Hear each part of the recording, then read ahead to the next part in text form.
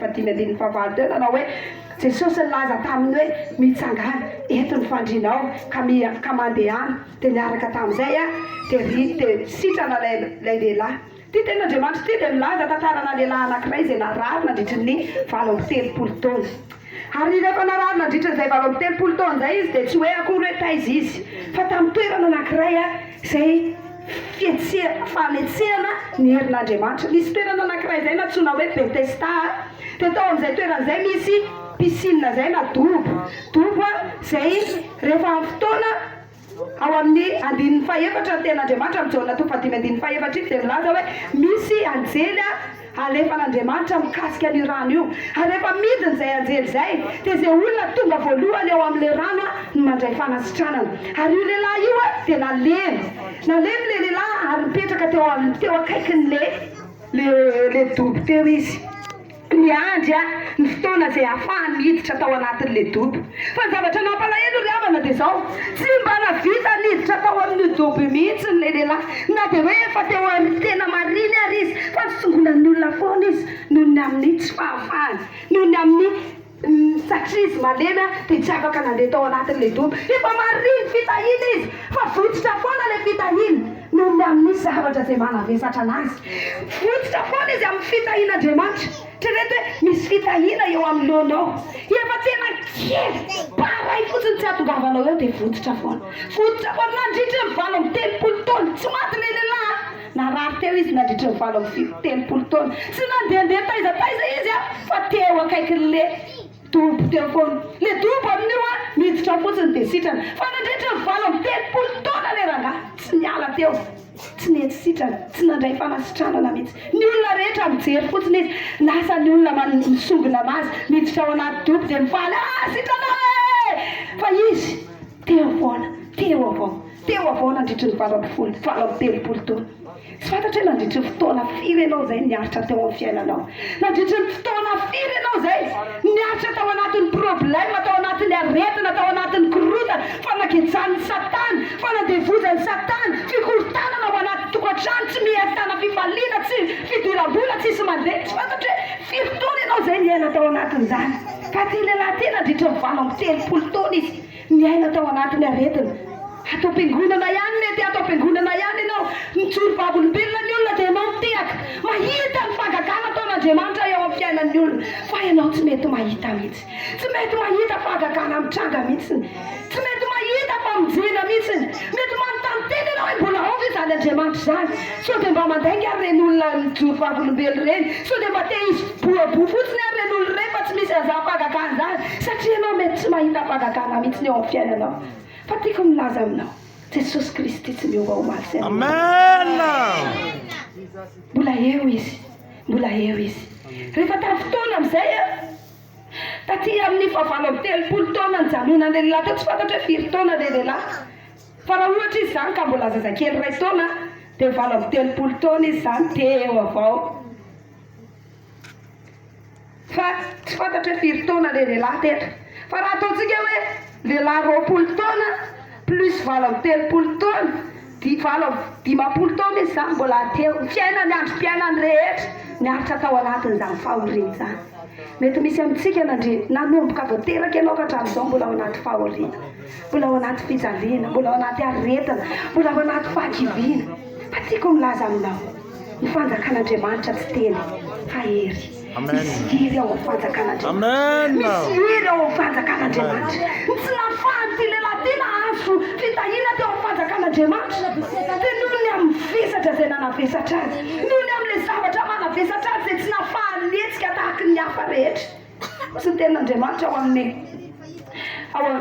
ozy ny ten'Andriamanitra hoe ny fanjakan'Andriamanitra dia rompany ary ny mandrobaka an'izany amin'ny kiry rehefa mitondra ianao mandrobaka dia tsy maintsy mahazo fitahina ianao fa ty lehilahy ty tsy noho ny tsy fahafahany mandrobaka noho ny fanagejany dia tsy afaka nandray ilay fitahina mihitsy izy na dia fanariny anazy ary zany mety nisy fotoana ianao efa tena hoe kely fotsiny sisany tsy azahoanao fitahina dia votsitra indray le izy ohatrany hoe efa tena misy vola miantso fotsiny appelle ray fotsiny dia tonga le izy dia avy eo votsitra indray lasa nolo-kafa indray le marché mety misy fotoana ianao miandry efa menanao daholo ny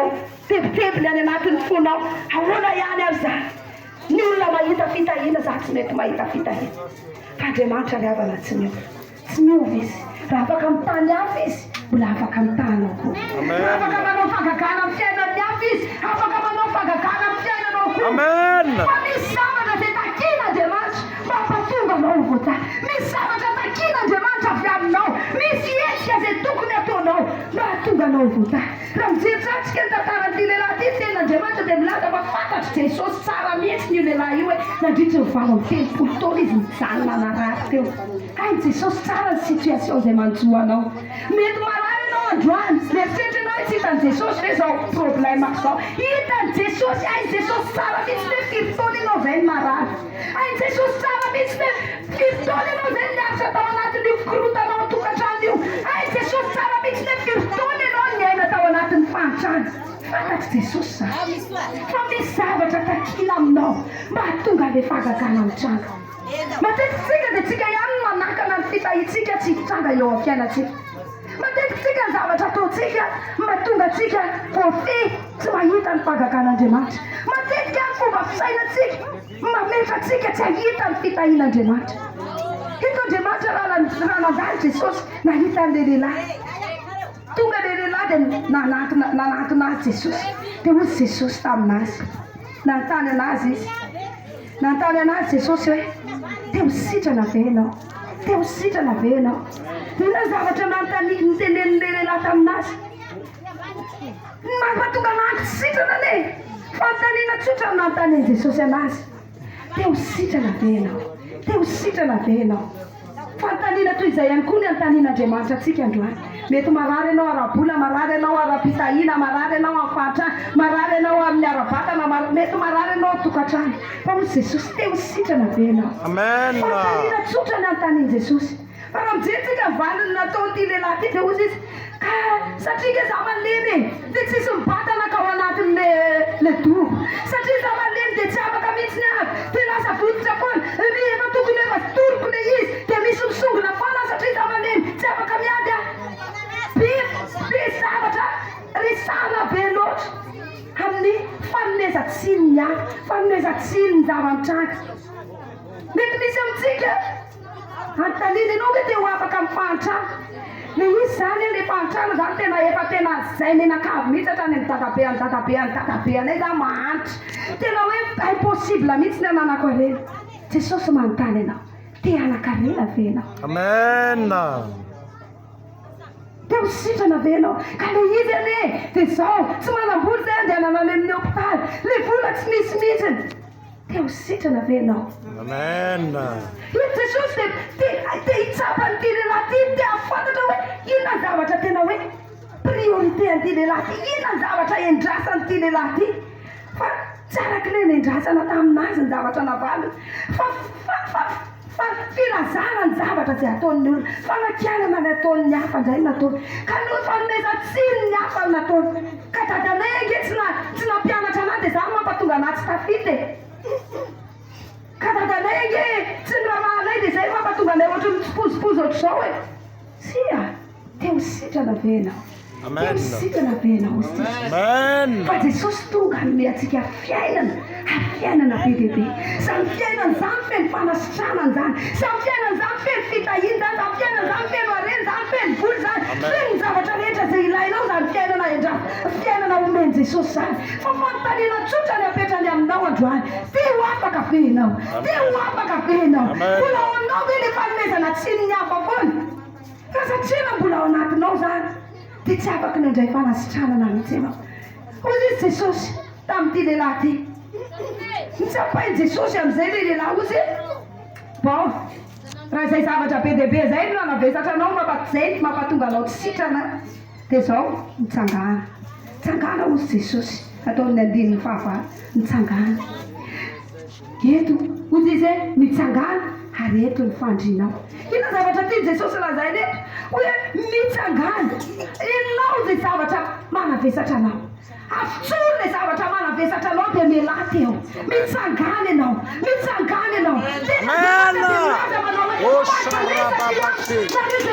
patraka tsy mavesatra entana fa izao anome anareo fitsarana eo anoloany Jesosy dia mbola vesarina ihany ny entana.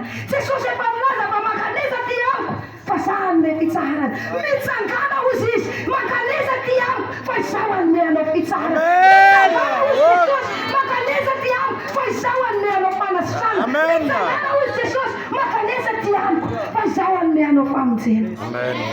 Vonona nitsangana venao, vonona ny anatona ny Jesosy venao, vonona venao andray an'ilay fitahina. Satria fitahina ozy pasitera teo dia tsy ho an'olona kamokamo fa mila olona mihetsiketsika, satria ny ao fanjakan'Andriamanitra dia rombany ary mpandrombaka dia mandrombaka ny kely. Tsy mila olona kamokamo, tsy mila olona tsy vonona hientika. Mety ozy ianao hoe ka za nge marary ozy lehilahy hoe ka za malemy ka mitsangana ianao. Raha te ho sitrana ianao dia mila ezaka avy aminao mba handraisanao an'izany fanasitrana an'izany. Tsy ho an'olona kamokamo ny fitahina, tsy ho an'olona malemilemy ny fitahina, fa mila mihetsika ianao, mitsangana ozy izy Jesosy. Mety ozy izy ny olona manodidina hoe Jesosy ty koa ve dia sanana mihitsy ne. Avy eo izy mbola nitendra hoe eto ny fandrinao, olona malemy, eto ny fandrinao. Ina zavatra ho tian'Andriamanitra tenenina amin'izany, ovay fomba fisainanao hoe malemy ianao. Fa Jesosy efa maty ho anao. Tiakapoka tamin'i Jesosy efa nanasitranana ny aretina. Jesosy eo amin'ny Romana toko 12:20 hoe akenao ozy izy aza manaraka ny fanao ny fisainana izao tontolo izao, fa miova amin'ny fanavaozana ny saina mba hitanao sitrapon'Andriamanitra. Mila ovaina ny fisainanao hoe tsy marary zany ianao. Jesosy afaka manasitrana anao. Jesosy tiakapoka tamin'i Jesosy efa nanasitranana ny aretina rehetra. Tiakapoka tamin'i Jesosy efa nanafahana ny aretina rehetra. Efa nampahatraina Jesosy mba hampanankarena anao. Efa natao tsintsinina Jesosy mba hahatonga anao homem-boninahitra. Efa natao tamin'i Jesosy natao ho tahaka ny tsy hojeren'olona intsony Jesosy mba hahatonga anao hamirapiratra, mba hahatonga anao hiainam-pifaliana sy fiadanana. Ovay fomba fisainanao. Ozy Jesosy hoe mandehana dia batao fandrinanao ozy izy Jesosy. Tsy hoe Jesosy akory ny sanananana hoe tsy mieritreritra tsara olona malemy no tiany hibata fandrina. Fa tian'Andriamanitra ianao hanao action sy hiova ny fomba fisainanao, hanao dikany ianao hoe tsy marary fa sitrana.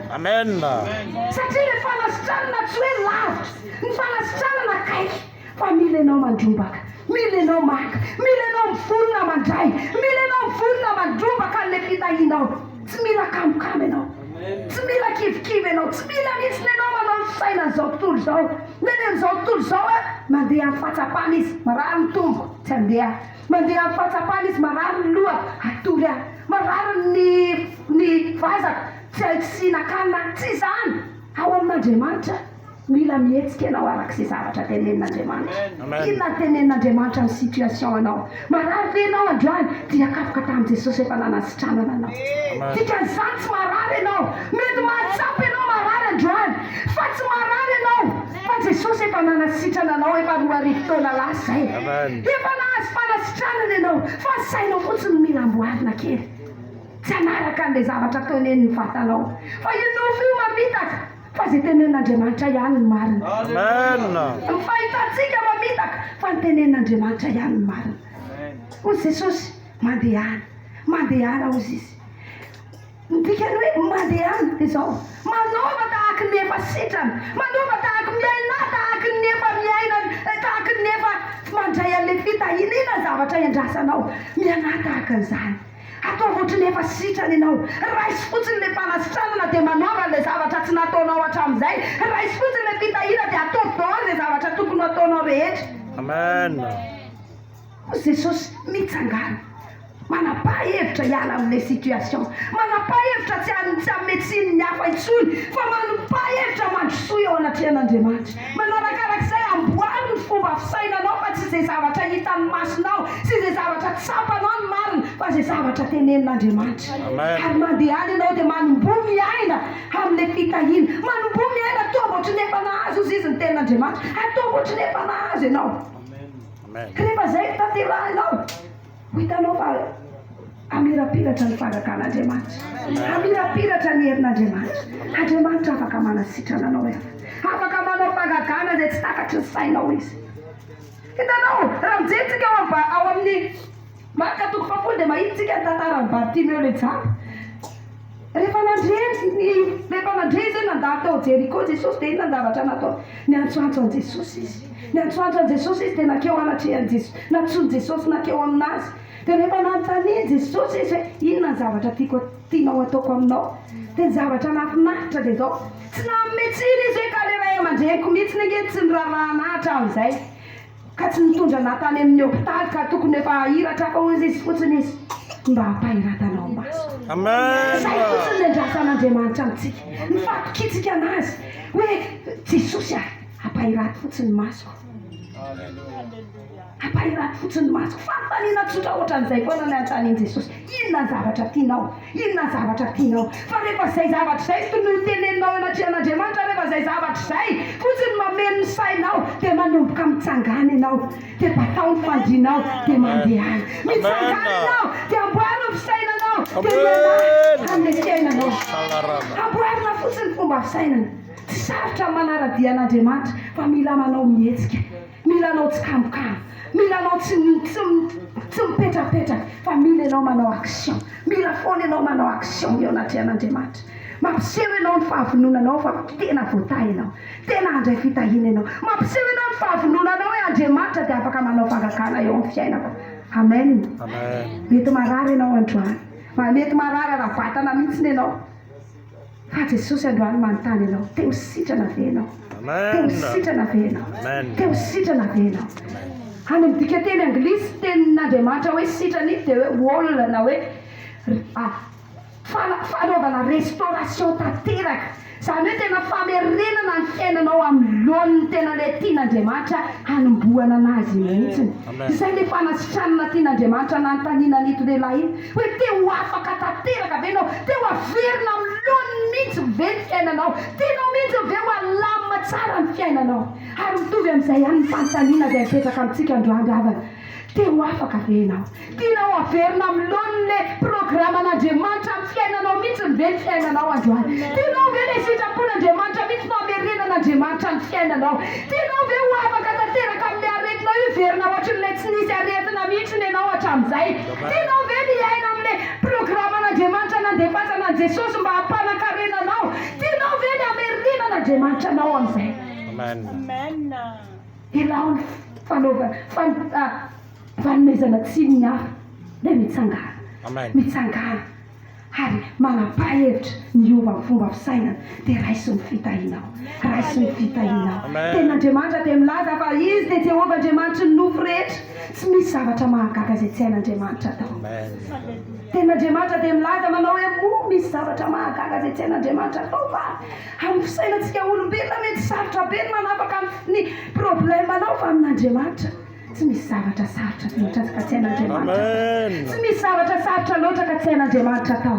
Afaka manao fangakana amin'ny fiainanao izy na androany dia androany any ary fa mila fanapahan-kevitra avy aminao. Andriamanitra tsy mba tahaka ny devoly izy ka mamorsé anao andray fa fanapahan-kevitrao no andraisanao zavatra avy amin'Andriamanitra. Décision-nao no andraisanao fitahiana amin'Andriamanitra. Ny fanamboaranao sainao no andraisanao fangakana amin'Andriamanitra. Ka raha vonona ianao androany, raha vonona ianao ny andray fitahianao anatrehan'Andriamanitra dia mitsangana ianao eo amin'ny toeranao. Raha vonona ianao andray fanafana avy amin'Andriamanitra, raha vonona ianao tena andray, vonona hetsika ao anatrehan'Andriamanitra, vonona andray an'ilay fitahiana, amboarina tena vonona navao ny fisainanao mihitsy ianao dia hanomboka andray ny fitahianao dia manomboa ianao miteny eo anatrehan'Andriamanitra dia zavatra tena ilainao. Inona ny zavatra tena ilainao? Inona ny zavatra tena ilainao?